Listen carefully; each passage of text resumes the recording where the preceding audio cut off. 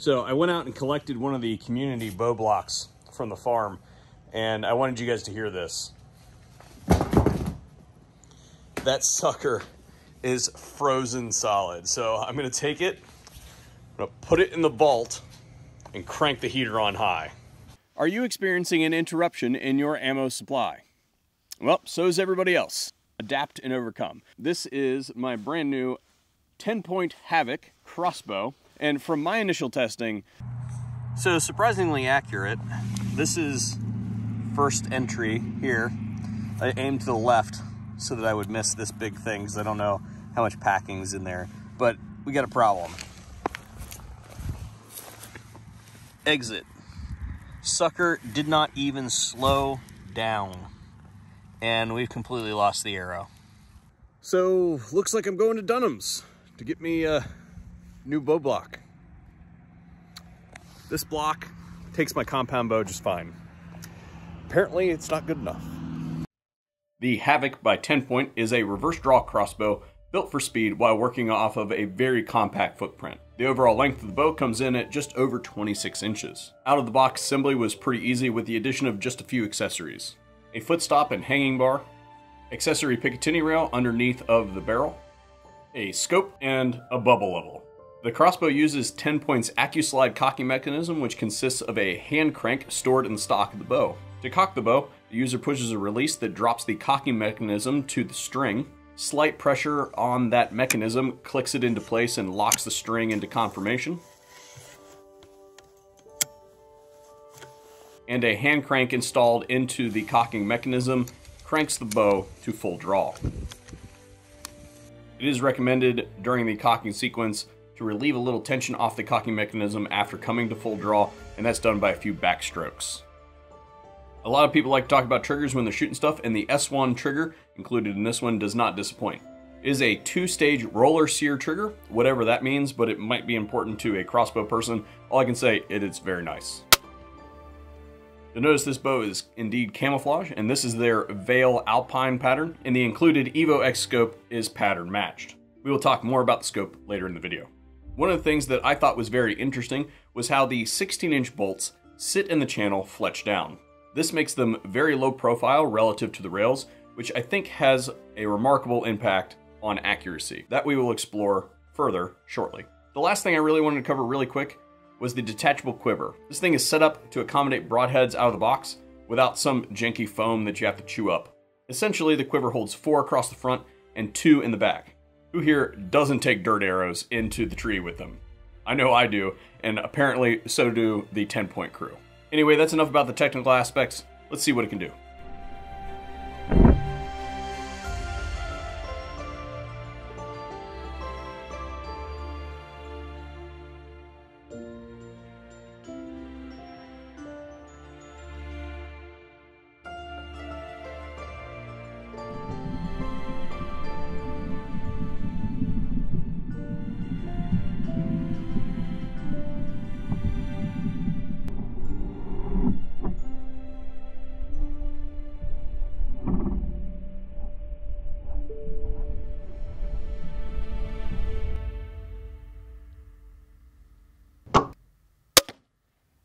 Now, that's pretty close. That's about a third of the distance that I shot at the other block, and that one stopped it. So it still punched a pretty decent deep hole in that thing. I may have some trouble getting that fletch out, but I want to see what it's doing on the chronograph. That's not nearly as bad as I thought it was.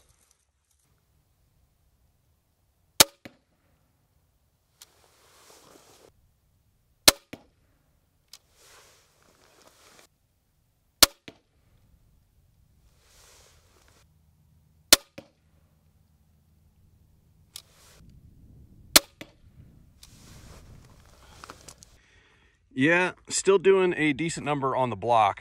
Come around here to the back, you can see some of them are sticking out. Now, real quick, a trick that I use, and this is back from shooting a compound, but if they're sticking through the back of the target, you can just put that right on there like that and give them a push. And remember, guys, that you have to pull carbon fiber arrows out in a straight line. And if you're like if you got very little to work with here, you might crack this arrow, you know, just being sloppy with the pull out. That's what she said. But if you can get a little bit of leverage on one and get it started, you're less likely to torque it and break it. So a little bit more of a handhold and you should be good to go. Well, yeah, that was pretty consistent, I have to admit. But we are running out of daylight today, and there's one more thing that I did want to test before we go home. This thing had all kinds of warning labels about not putting your fingers up inside of the mechanisms when you were shooting it. And I thought, well, science. So here we go.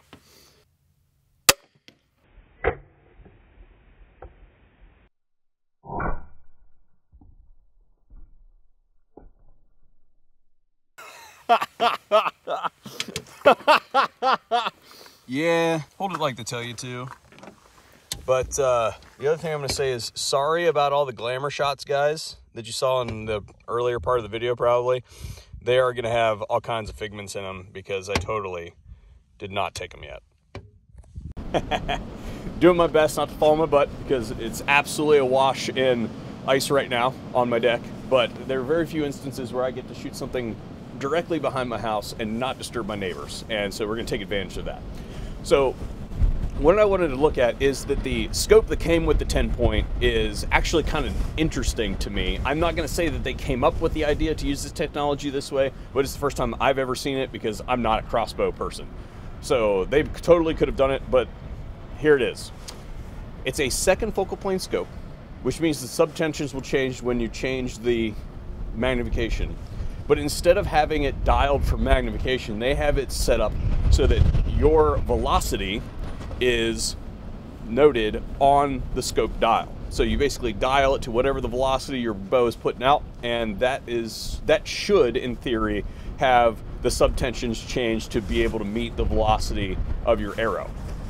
So we're going to be testing that out today. And one of the things that I also wanted to note is that crossbows and bows in general are a little bit different than shooting regular powder burning projectiles or fast moving projectiles, because these are drag stabilized. And what that means is that the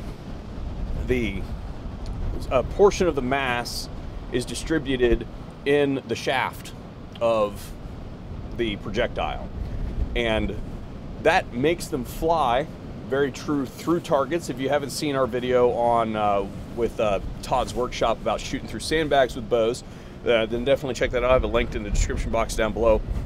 But what that means is that the wind exposure on an arrow is going to be substantially higher than that of a bullet, for instance. So while you may be able to arc the arrow a particular distance, windage is going to be a problem. And I specifically selected today because I think you guys can hear it, even though I've got that really awesome windscreen on my microphone. It is very windy out here today. We have gusts, I think it said 17 miles per hour on the standard gust.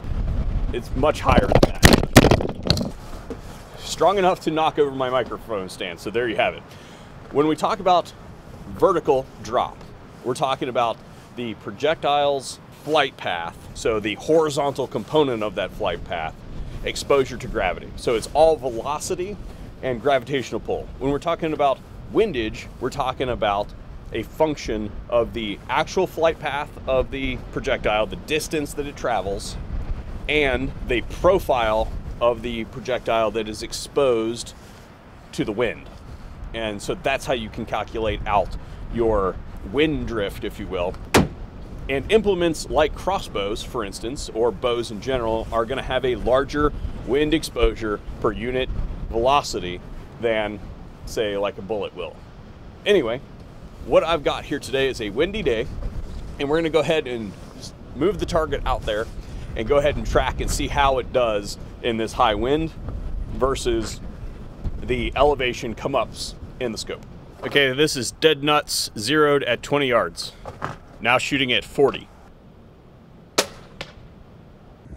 Trying to shield us from the wind a little bit. I'd say that we're doing pretty good. Yeah, 17 mile per hour, my ass. This is 50 yards.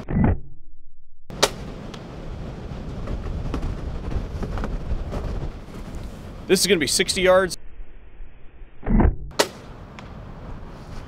can see that even though it was poking weird out the back, that it was true.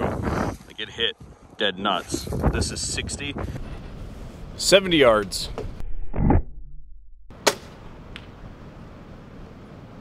Really doing my best to shield you guys from the wind here. You can tell that we're really starting to get some deviation as far as the calibration on the scope is concerned. And if I was going to go any farther, I would say if I went up to 80, that I would probably miss this bag. The other thing I really wanted to point out is, I'm not sure what you guys could see in the video, but from what I could see, the vector of that arrow is definitely more vertical than horizontal when it made that hit. It went way out of the view of the scope and then came back down to the target. Again, I don't know what you guys can see in the video, but that's the way I perceived it. And we're gonna go and break her off at 70 yards. Alrighty guys, well that's all I've got on the 10-point crossbow. Real quick testing on the thing. I don't know that we need to really sit here and beat it to death, but I know that ammunition prices are hurting people right now. And I want to do something that was a little bit different because, again, alternative methods, dry fire practice, air guns, bows that reuse their ammunition are definitely some ways that you can look at keeping up with your shooting fundamentals without having to expend a whole lot of ammunition. Special thanks to 10-point for sending that crossbow out for today's video. Definitely neat. I do want to remark that it was cool to see that we got so little wind drift, even as high as the winds were today. And the other reason that we quit is not only did I think that we would start missing at 80 yards, but my bow block has to thaw out so I can pull the arrows out of it because it's frozen solid.